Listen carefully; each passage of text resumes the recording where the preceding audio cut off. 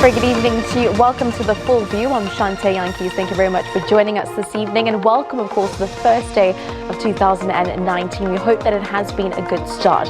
Well, shortly we speak to Mpho Mpogeng from the South African Emergency Union on the challenges facing paramedics. It's also been a very busy night for maternity wards in Gauteng, who welcomed at least 65 new babies on the New Year's Day. Of course, that brings us to the question of the day that we're asking here on The Full View. Are you a New Year's baby? Do you know someone who is a New Year's baby? And how has this impacted you every single year? Let's listen to some of the voice notes that have come in. Of course, we'll listen to some of them later. Please send us your comments, your 30-second voice notes and your videos to our WhatsApp line +27 66 479 8056. Remember, you can view any of our features or interviews as seen here on The Full View by going to SABCnews.com. You can find us on Facebook. Our official Twitter handle is @FullViewSABC. Make sure you include that hashtag FullView. First things first, so let's have a look at your top stories. Of course, mop-up operations in the Vaal following floods in the regions. Parts of the northeastern area of the country are on flood alert. Along the coast, warm weather ensured that beaches were packed with New Year's Day revelers. And a busy day at maternity wards across the country with more than 100 babies born.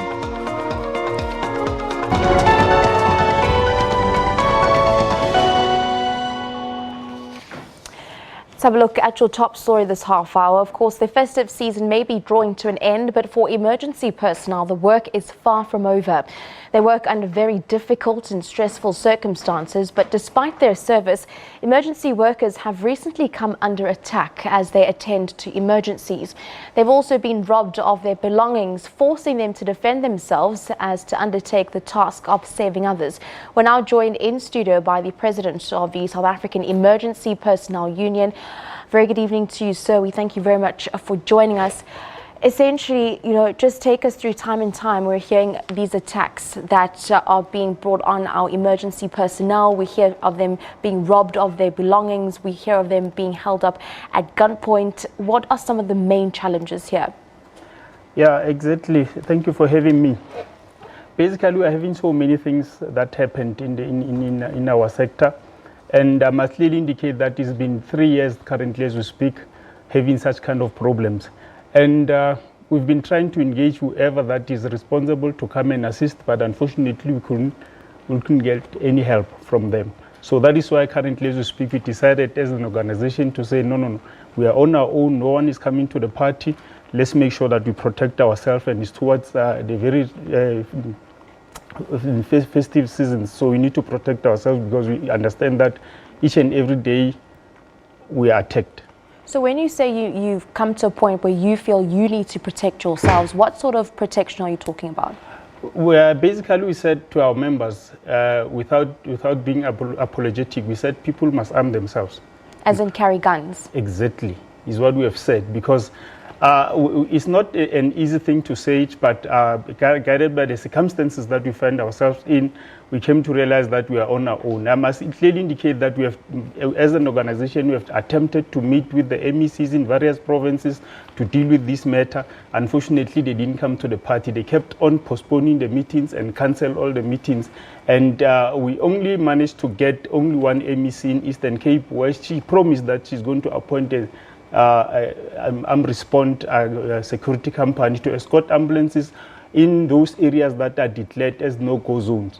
So unfortunately, we met around May. Even to date, there is nothing as we speak. So that is why we said, no, enough is enough. Because during that particular time, we said, no, because most of the attacks are happening probably during the night. And we are going to withdraw our services probably during the night. And they say most of the guys, meaning the MECs, they responded. They wanted to have a meeting with us so that they can stop the withdrawal. unfortunately, after we stopped with the withdrawal, and all the meetings were cancelled and postponed until today, till to date. So take us through what essentially would happen on an evening. If you have one of your personnel going out in the early hours of the morning, attending possibly an accident scene and getting attacked, what sort of process is then followed when it comes to reporting the incident to police and thereafter? Yeah, basically most of the incidences were reported to the police, and there's no arrest as we speak. We are having some of them who were shot around Pretoria, and they're dead as we speak, and no arrest has been made. And when we made noise about that, the very same political heads, they also made that promise that they've referred the matter to the Hawks and so forth. And we took that effort to meet with the police head in Gauteng. Unfortunately, they clearly indicated to us that no arrest has been made. They never met with the political head. So probably what we normally get is just assurance during the memorial service as nothing is going to be done. So that's why we're saying, no, we are on our own, they don't care. And I must clearly indicate that we are very much encouraged by the statement that was made by the MEC in KZN, because it's the only MEC that currently acknowledged that there is a problem in the EMS. And the issue of carrying guns, he didn't distance himself from that particular statement. So because he acknowledged that there is a problem, and he also made mention that they didn't do any efforts currently as we speak, so they are going to invest that. But we are not going to withdraw our statement, because based on the very same statement that was made over the media, we are saying let's wait until such time they implement those plans. Because every time, recently, after issuing the statement, we met with the MEC's, with the minister's office. The main reason was to request us to withdraw the statement that we have issued. So we said to them, we cannot withdraw, because we are also always having plans. Since the past 3 years, we've been having plans, but we didn't implement them, and our people almost every week they were attacked. Yeah. So, if we can put that in numbers, we saw some of the reports coming out just last week. I'm not sure if that's nationally or in the Western Cape alone, with over 50 attacks on EMS personnel from January 2017 to October. Mm-hmm. Yeah, for now we don't have the total number, but we know that it's happening almost everywhere. And even today, around 8 o'clock, I heard that there was another attack around Alexander, but I haven't got any tangible report that I can present right now, because most of the guys their phones are off, so I couldn't get hold of them. But I heard that there is another attack around Alexander. Why do you think that ambulances and emergency services are being subject to these robberies? Do you think that it's syndicated robberies? Do you feel that they're being attacked on purpose? Is it something that's possibly an inside job with people that you actually work with? For now, we are saying we are not so sure about what is actually causing the problem. But what we are suspecting is that we are regarded as easy targets. So, because if you can check, those people who are attacking us mostly are just taking wedding rings, cell phones, and so forth. You understand? So we cannot rush into conclusion that this matter has been created by an organized crime or something of that nature. But some of these things that we must make mention of is the issue of delays. Because most of us were being assaulted by the community members, because they request an ambulance, and ambulance will respond after an hour or so. So people are fed up, and they start fighting with us. But if you can check the cause of that particular the attacks or the delays, let me be specifically talk about the delays. They are caused by the shortage of ambulances, and most of our political heads are not coming to the public and telling people that we are running short of ambulances.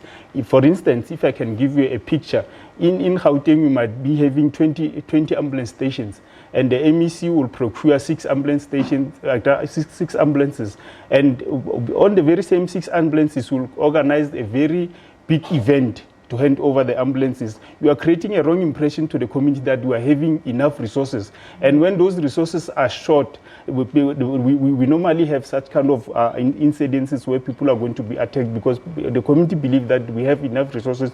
Why are we responding late? Because most of our ambulances are overloading and are doing so many things, and there is no patient privacy, because you collect a maternity patient, you also collect an assault patient, and a woman will give birth inside the ambulance where there is another assault patient there. So you see the privacy is not there.